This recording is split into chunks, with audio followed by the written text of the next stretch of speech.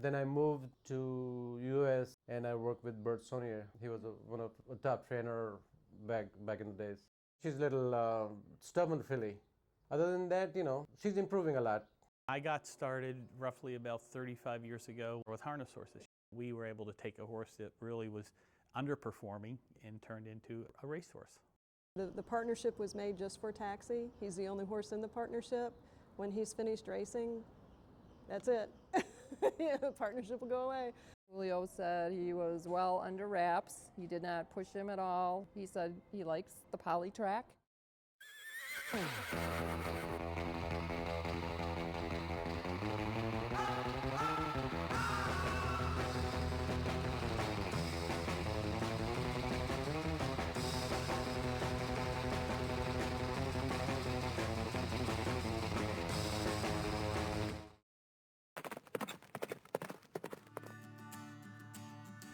Oh, we have been calling her Givenchi. Well, basically, I think the horse's name is French. We do know that it is a brand of clothing. I didn't know the whole thing until she said, oh, Papa, we're to be calling her Givenchy. Givenchy. Givenchy. So this is Givenchy. Givenchy. So there we go. You got it? Before she came to Arlington, we were in Hawthorne, and she ran a race, numbers of 2. She had a really good trip until the quarter pole, and she was boxed in. Finally the jockey found the hole, and then he went through that hole. In my opinion, we didn't bother anybody. There was an inquiry after the race, and they DQ'd the horse. I was very surprised. There was no objection or anything, just inquiry, and they took her down. That was her last Hawthorne race. Then we brought her here, she went back in training. I was expecting her to run well. I really have that favorite. I think that was the only one to beat. I was happy with the break, and I was happy where she was sitting, and I knew she's going to make a big run on the stretch. First I thought she's going to get there, and unfortunately we had to go 4 wide, so I think that cost us a few more lengths. Givenchy with a late game down the center of the course, close to the finish, it's Cinderella. If she had a perfect trip, I think we would have either beat that horse or would have run second real close. I was pretty happy the way she finished. She finished nice and strong. She came back real good. There's a good thing about this filly. She always come back happy, Then we got ready for our next race. Second race, most of the horses, we already beat them. We draw 11 hole, and then right away I thought, oh, she's going to be all the way on the outside, and where do we go? I watched her walk to the gate. She went in, then she backed out. The minute she backed out, I said, oh, there's a sign for her. She's not in a good mood. I don't think she was ready to break.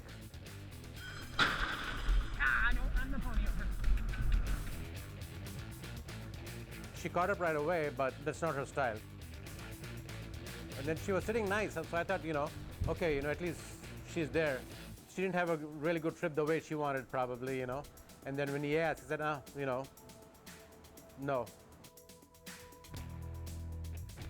She came back really good after the race, and when we gave her a bath, she was feeling really good because she didn't run very hard. That was nothing for her. She's really moody, and in the morning she doesn't show any sign of, oh, I'm in a good mood or in a bad mood. She does exactly what we ask her to do. In the stall, she gets moody. In the racing, she gets a little moody, especially in the gate. In the racing day, we spend all the time to get ready for the race. And if she messes up there, that's not a good time to be in a bad mood, She loves mints, you go with a treat. She's always really nice with you, taking the treats from you and stuff like that. Not too moody that time, From here now, what we're going to do is we're going to train her, and then we're going to take her in a gate a couple times in the morning during the training hours, and then I'm going to find a race for her. Broken Bow is a very interesting story. The owner of him just wanted to turn him over, and so I went over and looked at the horse. He too was the only horse in the barn where we went and looked at, and he was all by himself, and everybody had moved out, and I felt bad for him. So, bought him. Some stables are just so large that there's horses that make the A list and there's horses that make the B and the C list. And I look for that. It doesn't bother me to spend less money. Instead of claiming something for 15, if I can buy one for 1,500, I'll look at them. You know, we found his right distance, and you know, the 5 of his last 6 starts, he's been 1, 2, 3. And once we got the distance right, something clicked in him. And all of a sudden now he's a very consistent horse. Broken Bow likes a 1 1/8, 1 1/16. Seems to be the best fit for him. He ran opening day here, but it was a mile race. That's what went that day, so that's what we ran him in.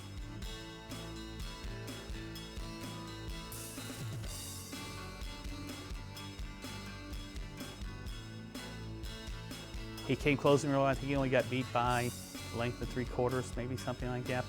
I was very pleased with him. Matter of fact, Timmy Thornton mentioned if we had a little more distance, he probably would have won the race.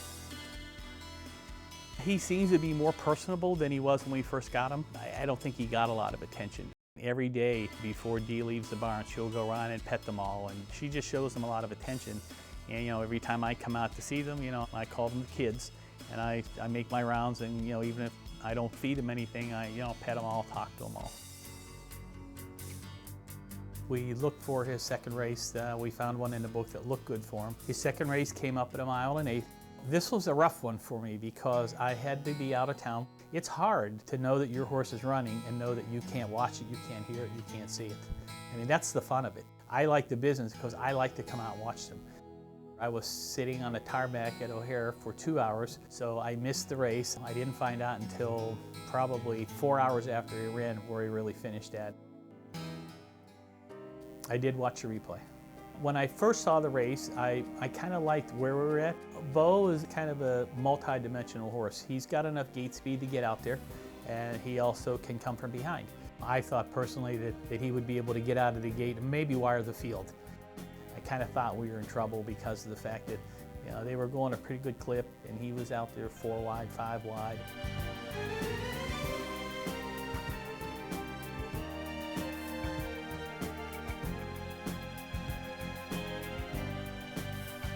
When they run poor, the first thing you think of is something happened, something serious, major happened. When we have a horse run like that, we'll have the vet come in and check him out just to make sure there's nothing wrong. He came out of it good. There was no lameness, no soreness issues. So we think what happened was the heat just really got them. From what I understand and talking to my trainer, even in a paddock, he was sweating, he was washing out. Very unusual. I've never seen him like that. That's not him. He's usually a pretty cool customer. He had seen a lot of cold temperatures, and all of a sudden it's 90 degrees.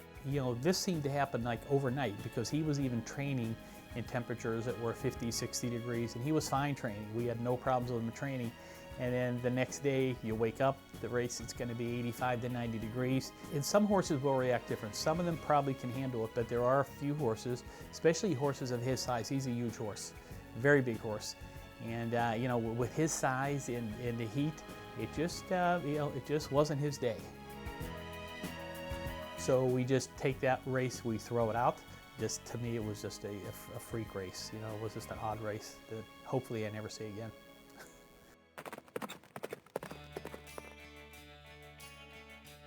Watching him in the paddock, several of us started crying. I'm gonna start crying again too. Just the feeling when he walked out on that track, it was like, oh my God, we got him here.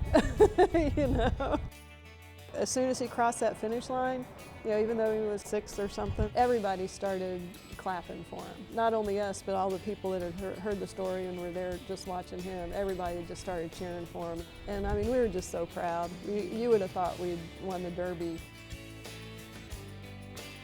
We couldn't stop smiling or laughing, just like now. We were confident that he could do it, but the way that he did it was just so emphatic. Magna Fortuna survives to win it, and he won it impressively, this time by 7 lengths. Yeah, it was just absolutely incredible. Then the frenzy started. In the winner's circle, after they took the picture, he was mobbed by his owners. I mean, everyone wanted to pet him, and he just stood there, and took it. I mean, he's just amazing. We wanted to give him the chance to show what kind of an athlete he is. That was the point of racing him, that these are not throwaway horses. that you just send them to slaughter when they're done racing. I mean, look at the athlete that Lulu produced. And he's a real athlete, he's a real racehorse. So today is the first race for Taxi here at Arlington Park. He's going a mile on the poly track. We're all kind of nervous. I don't know if it's because it's his first time here or if it's because it's because of the conditions of the race. Everybody in the race is a winner. But yeah, we're all getting butterflies right now. It's a big day for him, and it'll be a big step up for him. These are all owners with a few guests mixed in. This is Charlie. He's one of our partners in Rescue Me Racing. This is Julie. This is Daphne Holterman. Stephanie. Lisa. Colleen. Margaret. We've already met. And on the end, we have Cynthia. I was a volunteer at ILEHC when Taxi was born. I was with him from the time he was just a tiny little fuzzy chocolate brownie. I thought about it and thought this is going to be a great opportunity for me to get involved in horse racing. I knew this was a group I wanted to be part of. He's coming up against some older horses today, so, it'll be challenging. I'm still pinching myself. The journey to this point has been such a fairy tale. I'm excited. I mean, he's won a race, so we're kind of already over that hump, and anything now is just additional icing on what's been an incredible cake. Pretty nervous. Really nervous. You just get those jitters, and for some reason today it's more than it was. It feels like I felt bad like this on the day that he won, so I don't know, maybe it's a good omen. I don't know. We'll see. So. I didn't watch half the race because I get nervous, and I watched to make sure he brakes okay, and then I'm like just looking and just kind of listening, and I can't even look. I don't start to watch again until they get around the turn and into the stretch. They're coming down from the final furlong. It is Magna Fortuna.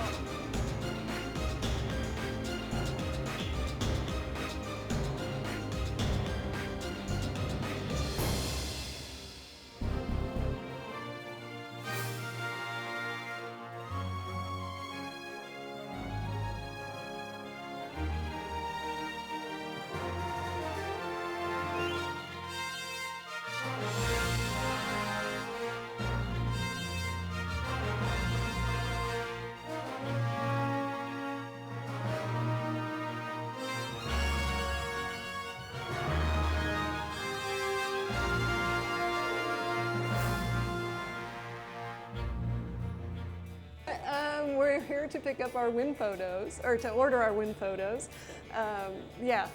Obviously Taxi won his race, his debut at Arlington. Couldn't be more thrilled. Speechless again.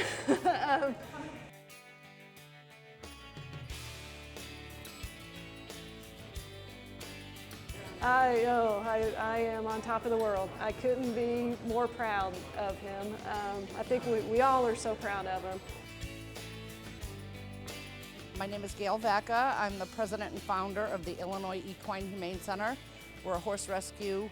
My thought process in letting him go ahead and point towards a career as a racehorse was that he would be able to raise awareness for the proper aftercare of not only retiring racehorses, but breeding stock as well, like his mother. Here's our boy.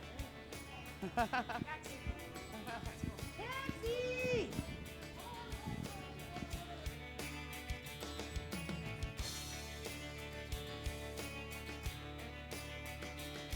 That's a good sign, right? That's what we like to see. Wow! Usually after they run, they're not. They might be off their feed for a little while, you know? Oh, not him. No. He's starving. That's a sign of a really good racehorse right there. They're an hour out from a race and screaming for their food. Just amazing. I mean, all of us, the partners, are so proud of him. Like we've told people before, just to even get him to the track, we thought was a great accomplishment. I mean, that was what we were hoping for, just to get him to where he could race, to see him actually win, and especially to step up to the race that he did today against the competition that he faced, and he still won. It's just amazing. And you know, it's like it could end today, and we would all still be on cloud nine. It's just amazing. Yeah, he's a special little guy.